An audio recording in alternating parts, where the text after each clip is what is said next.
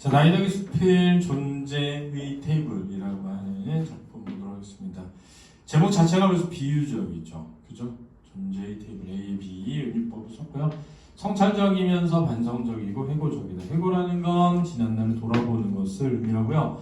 성찰은 자신의 삶을 돌아보는 거고요. 돌아봤더니 내가 뭘 잘못했어. 반성적이죠. 제재는 존재의 테이블, 주제는 존재 가치를 되찾으려는 노력이 되겠습니다. 특징은 이제 관찰을 통해 가지고 성찰로 이어지고 있다는 특징이 있는데요. 같이 한번 보도록 하죠.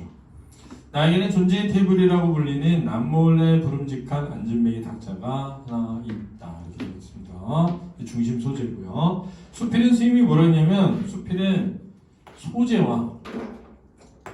소재에 대한 견해를 찾아라. 견해에는 지향과 뭐가 있다?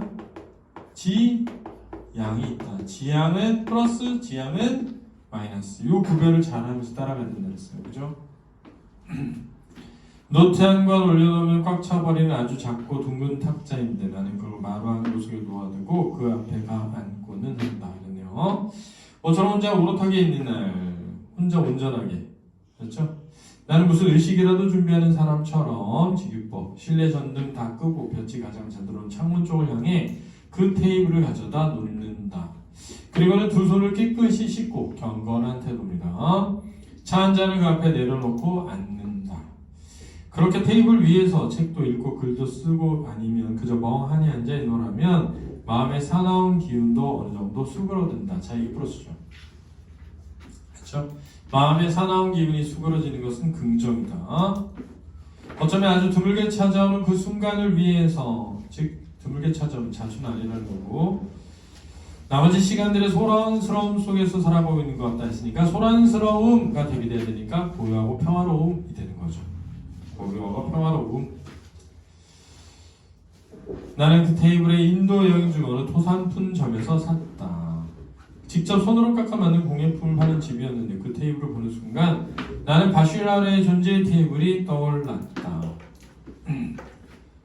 그는 추운 겨울날 불기 없는 방에서 겨울 코트를 푹게 입고 책을 읽곤 했는데 그 즐거운 독서와 몽상이 이루어지는 테이블을 작업용 테이블이라고 하지 않고 존재의 테이블이라고 불렀다. 이게 프랑스의 철학자 이름이에요. 바슐라르는.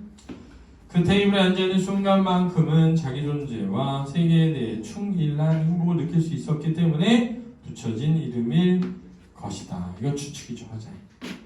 그렇죠? 화제의 추측이에요. 자, 그 위에 존재의 테이블이라고 불렀다까지는 내가 알고 있는 사실이고 그 뒤에는 자신의 추측이 되겠죠. 사실 그의 생애 자체는 객관적 기준에서 그렇게 풍요롭고 행복하지 못했다고 할 수 있다. 시골 우체국 임시 직원에서 출발해 결혼한 지 6년 만에 아내를 잃고 혼자서 어린 딸을 키우며 삶을 꾸려나가야 하는 입장이었다. 그러면서도 그는 꾸준히 독학을 해 마침내 교수 자격시험을 합격하고 세계적인 철학자가 되었다.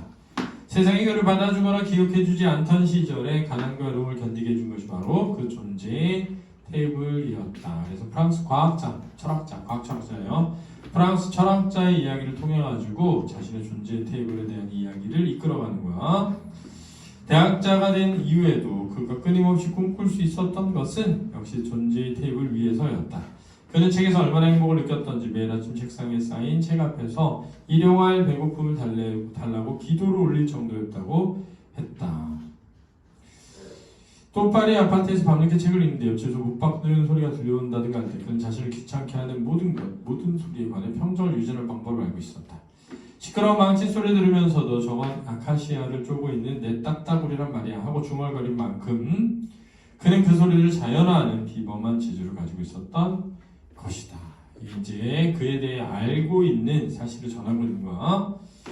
내가 감히 존재의 테이블을 갖겠다고 생각한 것은 바슐라르의 흉내를 내려는 치기에서가 아니다. 치기라는 건 유치한 기운, 감정. 아마도 그가 이룬 업적이나 성공보다는 한 인간으로서의 고통과 외로움을 이겨내는 방식에 대해 더 깊이 공감했기 때문일 것이다. 이게 존재의 테이블을 가지게 된 계기죠. 계기.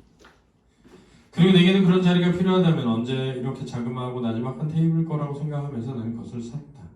다리를 접었다 폈다 조립이 가능하고 둥근 판 위에 작은 꽃 모양을 새겨놓은 테이블이었다. 그러니까는 이 테이블을 사게 된 계기를 떠올리고 있으니까 그 떠올리는 내용이 회상적이고 회고적이죠.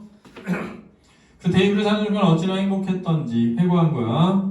그것만으로 인도용 보람이 있다고 생각할 정도였다. 그러나 행복은 차차 후회로 변했다. 여행 초기에 커다란 짐 하나가 생긴 셈이니 여행 내내 나는 것을 끌고 다니느라 여간 고생을 한 게 아니었다.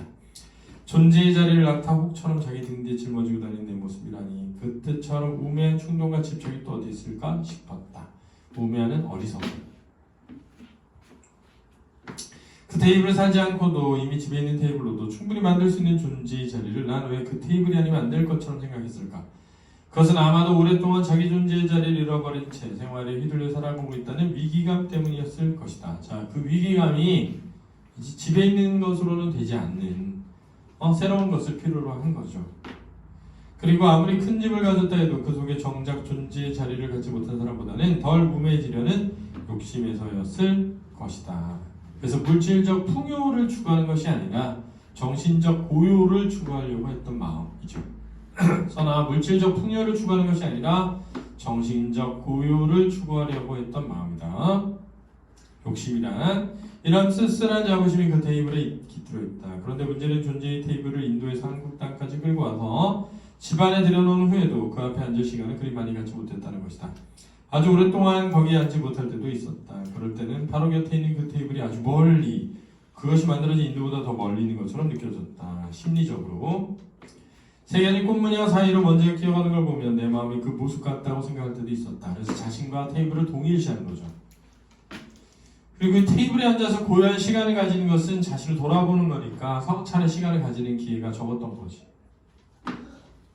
그토록 애착을 느끼면서도 어느 순간 잡동사니 속에 함부로 굴러다니며 삐걱거리게 된 그 테이블을 볼 때마다 나는 씁쓸해지곤 했다.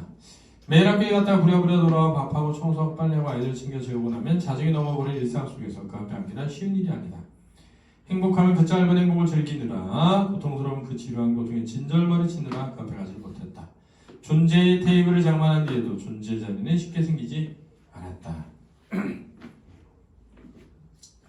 그러다가 그 삐걱거리는 테이블을 잘 만져 바로잡고 아주 공들여 먼지를 닦는 날이 있다.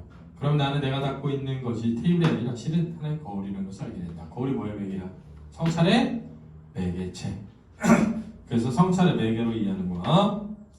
내가 지금 어디에 어떻게 앉아있는가를 가장 잘 비추어주는 거울, 즉 자신을 돌아보게 하는. 그러니 자신을 돌아보게 하는. 그리고 힘든 일이 닥칠수록 그 테이블만큼 더 작아지고 고요해지는 것이 필요하다고 넌지시 일러주는 거울. 그렇게 잘 닦고 나면 다시 그 앞에 앉을 엄두도 난다. 볕이 잘 되는 창문 쪽으로 그 테이블을 가져다 놓고 두 손을 씻고 경건한 태도, 이렇게 누추한 생활에서 간신히 스스로를 먼저 올려 그 앞에 데려다 놓는다. 누구를? 나 자신을. 그 앞에 나 자신을 데려다 놓음으로써 나를 성찰하는 거죠. 그 드문 순간들에서야 비로소 나는 고통스럽고 행복하다는 것이 무엇인지를 어렴풋하게 느끼게 된다. 존재의 가치를 느끼게 되는, 존재의 가치를 느끼게 되는 과정, 이렇게 되겠습니다.